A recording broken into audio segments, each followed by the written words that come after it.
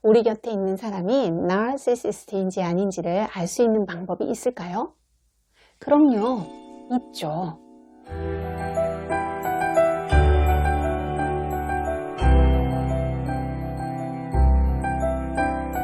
나르시시스트는요, 슬픔이나 외로움, 두려움 같이요, 일상적으로 사람들이 느끼는 감정을 멀리하려고 해요. 들쭉날쭉하는 감정을 인정하게 되면 자신이 약한 사람이 되는 것 같아서 그렇죠.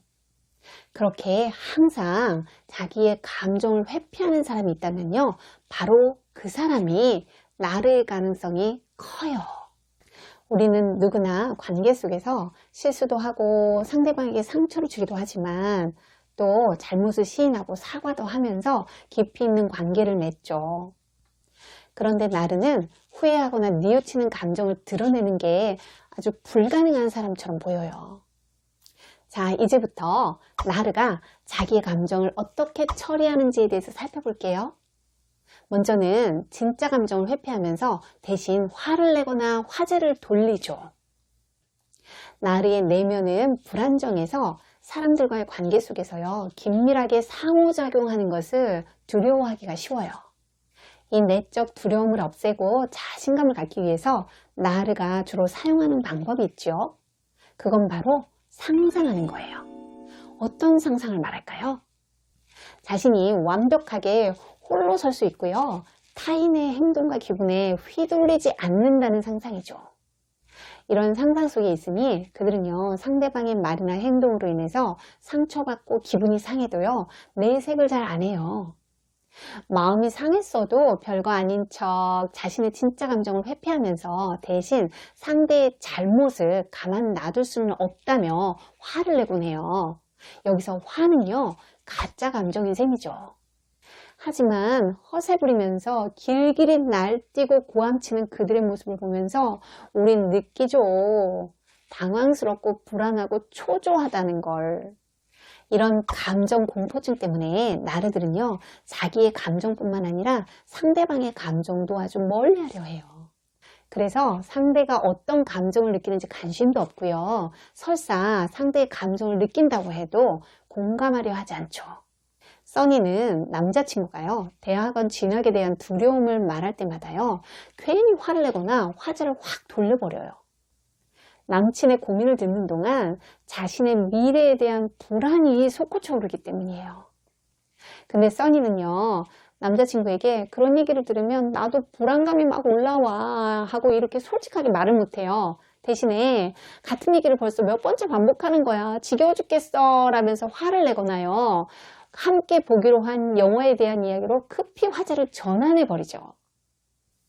나르는 자신의 감정을 상대에게 떠넘기는 방법을 사용하기도 해요. 이건 불편한 감정에 휩싸인 장본인이요, 내가 아니라 바로 너라고 우기면서요, 자신의 감정을 부인하는 거예요. 뭔가 기분이 나빴는지 연락을 끊고 잠수를 타던 나르 친구가요, 어느 날 너 나한테 화났어? 라면서 적반하장으로 나올 때가 있죠. 또 어떤 나르 아내는요, 당신은 왜 항상 화가 나 있어? 이러면서요, 남편을 비난하기도 해요. 그들은요, 자기 안에 내재되어 있는 화를 무시해버리면서요, 그 감정, 즉 화가 상대방의 것인 양 행동해버리죠. 뜨거운 감자를 떠넘기듯 감정을 떠넘기는 이런 행동은요, 난 이런 기분 느끼기 싫어, 이 기분 네가 가져가 라고 하는 것과 같아요. 이런 식으로 분노의 감정을 외면하게 되면요, 나르의 마음속 분노는 순간 확 빠져나가는 듯 해요. 하지만 상대방의 마음속에는요, 새롭게 분노가 차오르게 되죠. 나르는요, 상대방을 이용해서 자기 감정이나 욕구를 해소하곤 해요.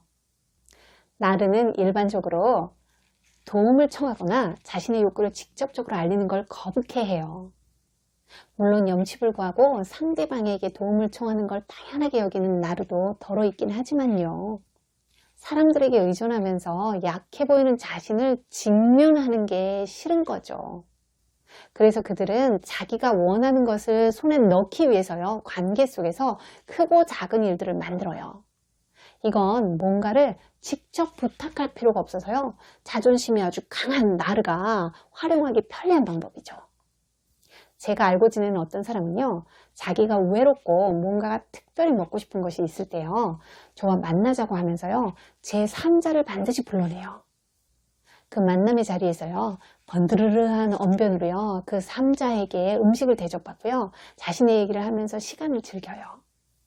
나는 이렇게 자기 감정이나 욕구를 직접적으로 표현하지 않으면서도요, 그것을 해소하죠.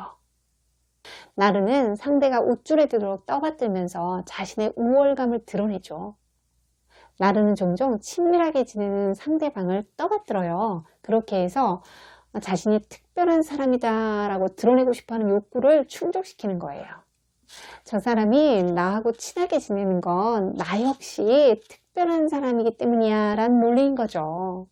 써니는요, 자기가 보고 싶은 것만 보면서요, 남친을 막 치켜세웠죠.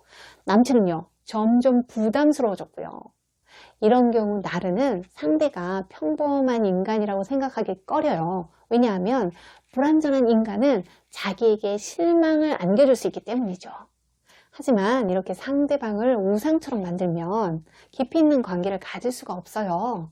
상대방을 높은 단위에 앉혀두고 그냥 바라만 보게 되는 꼴이니까요.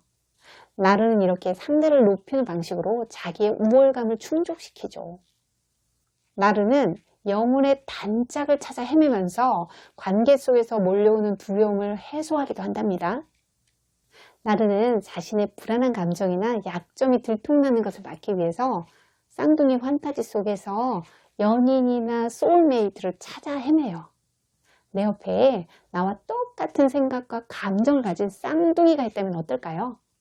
만약 그렇다면 내 생각과 욕구를 일일이 말하지 않아도 되잖아요. 또 잘 보이기 위해서 꾸미지 않아도 되니까 불안하지 않겠죠. 이런 쌍둥이 판타지는 상처 입기 쉬운 나르가 자기 감정을 회피하는 수단이에요. 써니는 남자친구와 교제를 시작하면서부터 두 사람이 서로 꼭 닮았다는 증거를 마음속에 차곡차곡 모으기 시작했어요. 그래서 예를 들면 남자친구와 자기가 좋아하는 영화 장르가 아주 똑같다면서 남자친구의 그 생각을 주입하려고 했죠. 남친이 생각할 때는 그렇지 않았는데도 말이에요. 그래서 자기가 보고 싶은 영화 티켓을 들고 아무 때나 풀속 남자친구에게 찾아가도 별 문제가 안 된다고 여겼어요. 하지만 이런 쌍둥이 효과는 오래 가지를 못해요. 두 사람이 완전하게 똑같을 수는 없으니까요. 써니는 남자친구가 자기와 남친이 하나인 것처럼 느끼려고 애쓰지 않는 것을 참을 수가 없었어요. 남자친구와 자기가 독립된 개인이기 때문에 서로의 차이를 인정해야 한다는 사실을 거부한 거죠. 써니는 그렇게 쌍둥이 놀이를 지속할 수 없게 되자 남친 곁을 떠나고 말았어요. 지금까지 나르가 자기의 감정을 어떻게 처리하는지에 대해서 5가지로 살펴봤어요. 이 5가지 중에 어떤 것이 나타나든 자기 감정에 솔직하지 않은 사람과는요, 진정한 관계로 발전할 수가 없어요. 그러니 이제 우리의 감정을 편안하고 솔직하게 나눌 수 있는 사람들과 함께 하자고요. 우리 주변을 살펴보면 의외로 그런 사람들이 꽤 있답니다. 지금까지 상담심리사 뽀요였습니다. 시청해 주시고 구독해 주셔서 감사해요.